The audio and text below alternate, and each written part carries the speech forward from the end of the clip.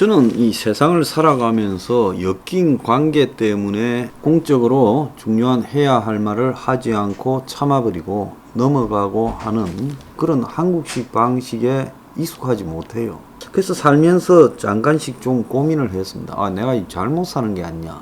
왜 내가 이렇게 돼먹었을까? 여러 고민과 생각을 해봐도 저는 제가 하는 관점이 맞다고 생각합니다. 세상의 다수가 시류에 얽혀 살아도 시류가 아니라 원칙을 가지고 그 원칙에 어긋났다면 가족이든 누구든 과감하게 비판을 할 수 있는 것이 맞다라고 저는 보고 있습니다.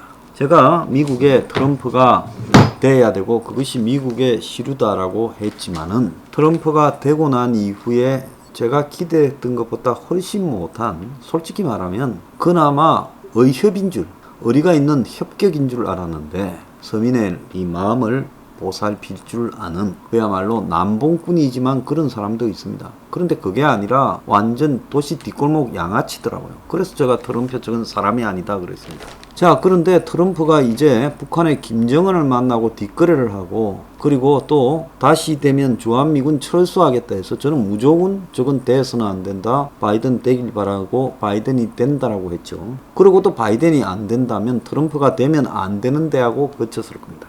그래서 바이든이 됐어요. 그래서 바이든이 되고 난 이후에 그래도 미국이 트럼프 이전의 안정적인 상황으로 돌아가서 한국과의 관계, 대북 정책에서 안정적일 거라고 기대했는데 최근에 아프간 패주 이후에 보이는 모습을 보니까 이 사람은 또한 명분도 없고 철학도 없는 그렇고 그런 삼류 정치인의 하나구나라는 생각을 하게 됐습니다.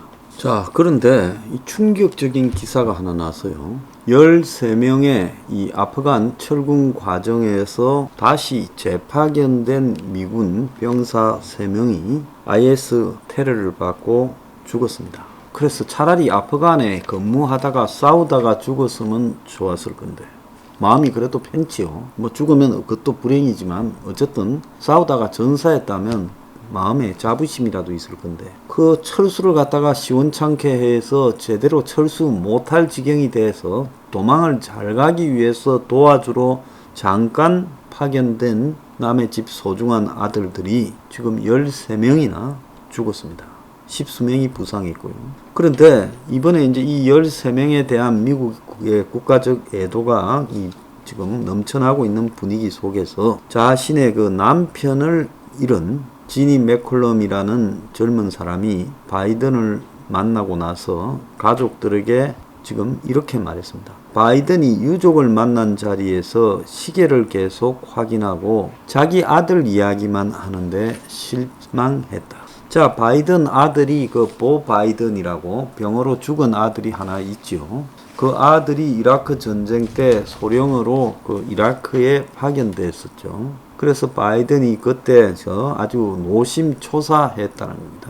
그래서 바이든이 이 지나친 아들 사랑이 지금 살아남은 둘째 아들이 온갖 그냥 분탕을 치고 다니고 천하의 잡놈이 되는데 일조를 했어요. 그런데 이번에 아프간 공항 테러로 사망한 13명의 미군 유가족들을 만나면서도 자기 아들을 이야기했다는 데 대해 이 유가족들이 지금 분노를 했습니다. 바이든이 아프간 전사한 유족들을 델라웨어주 도브 공군기지에서 따로 만나 위로하려 했지만은 무성의한 태도 때문에 분노를 불러일으켰다.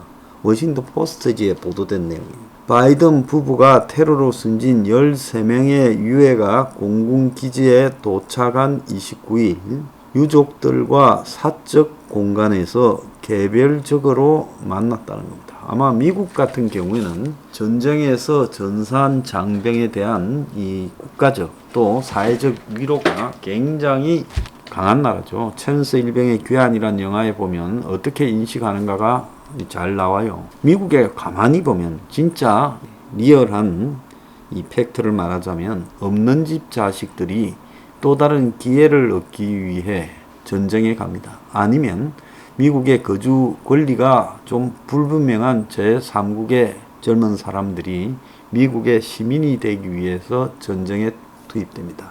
아니면 흑인이나 유색인종 중에 워낙 이 생활 환경이 열악해서 가기도 해요. 그래서 군에 가서 일정 기간을 근무하면 나중에 제대 후에 이 대학의 학자금 융자도 나오고 그러면서 다시 이 고졸에 불과하거나 그 이하인 자신의 학력 수준이나 이런 사회적 지위를 업그레이드 시킬 수 있는 기회를 얻기 위해서 군에 가는 사람이 많습니다. 그래서 징병제가 아닌 모병제 사회에서 상대적으로 군에 가는 것은 미국의 서민, 빈곤층의 아들들이 대부분이고 또 그들 중에 상당한 수는 재수없게 전쟁이 군에 있을 때 벌어지면 전사하기도 해요.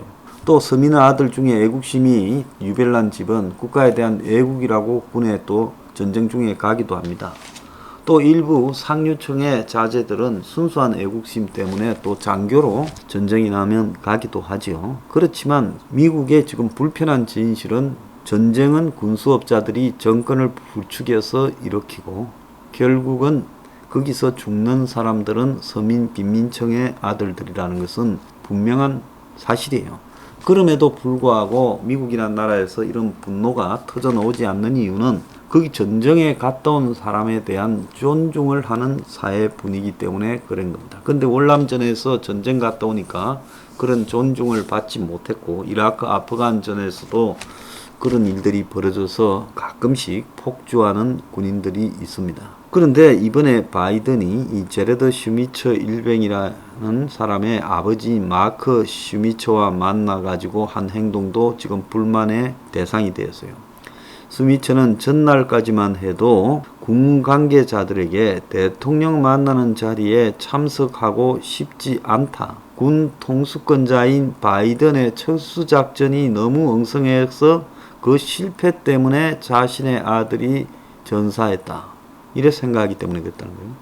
근데 이런 생각을 바꿔서 주변 설득으로 대통령을 만났는데 더 실망을 느꼈다는 겁니다. 자신이 바이든을 만나서 쏘아보는 것을 느꼈는지 대통령이 아들의 생모인 전 부인과만 이야기를 나눴다는 거예요. 그러니까 자기가 이혼했던 전 부인도 같이 갔는데 그 사람하고만 이야기를 하더라는 거예요. 이 자리에서 대통령은 6년 전에 사망한 자신의 아들 이야기를 주로 꺼냈다는 겁니다. 참다 못한 슈미처가 아프간 전사자들의 사진을 꺼내 이들의 이름을 잊어서는 안 됩니다. 그들의 얘기를 들을 시간을 할애하세요 하자 바이든은 그들의 얘기를 알고 있습니다라고 퉁명스럽게 답했다고 워싱턴 포스트가 전했어요.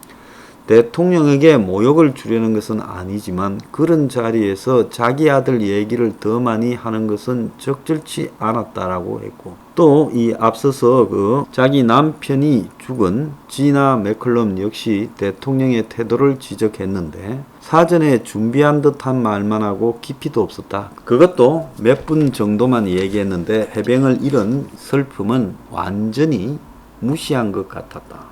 심지어 한 유족은 돌아가는 버스에 탑승하며 바이든이 있는 쪽을 향해 내 형제가 죽었다 지옥불에 떨어져라고 했다는 거예요.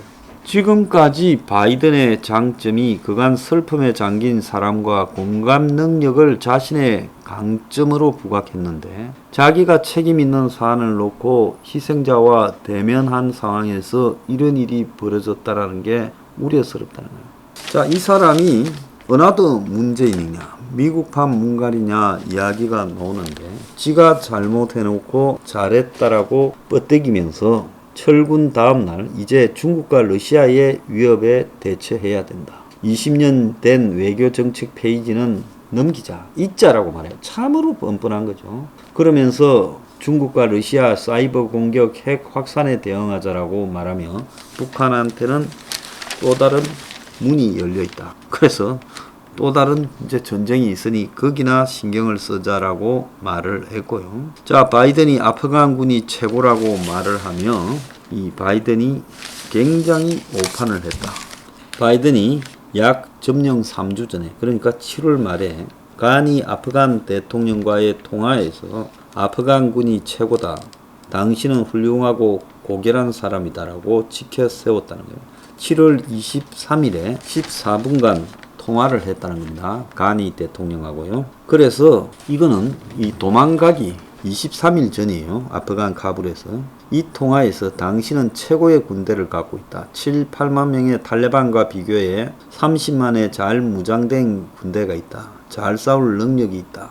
이렇게 말했는데 그 말에 무색하게 싸움 한번 안 해보고 카불을 넘겨주고 30만은 장부상의 유령 병력이었다. 간 일을 잘하는데 훌륭하고 고결하다 했는데 카불 함락 직후에 돈 들고 도망을 가버렸다. 돈을 안 들고 가도 저렇게 도망간 거는 틀려먹었죠. 이미 통할 당시에 아프간의 거점 절반이 넘어가고 위태로운 상황이었습니다.